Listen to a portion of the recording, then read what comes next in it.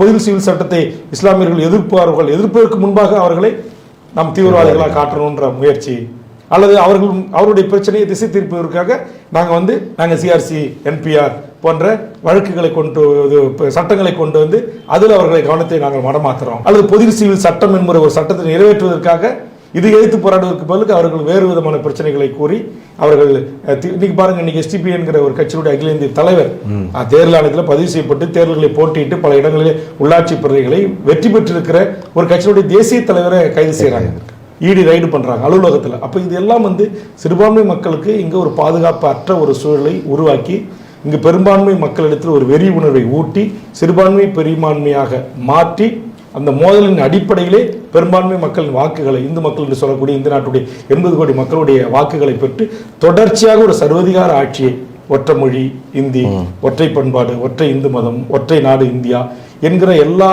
ஒரே ரேஷன் கார்டை நீ கொண்டு வந்துட்டாங்க.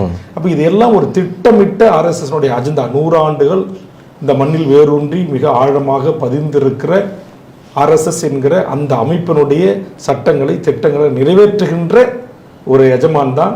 எஜமான் சொன்னால் ஏவல் பணி செய்கின்ற ஒரு இடத்தில் தான் இன்னைக்கு பிஜேபி என்கிற அரசியல் கட்சி இந்த வேலையை செய்து வருகிறது. அது இத்தனையும் செய்தாலும் கூட தமிழ்நாட்டில் முழு வீச்சில் அவருடைய எண்ணங்கள் நிறைவேற முடியவில்லை. அதனால்தான் நீங்கள் கேட்ட இந்த கேள்விகள் எல்லாம் எங்கிருந்து தொடங்குகிறது என்றால் அங்கிருந்து தான் தொடங்குகிறது.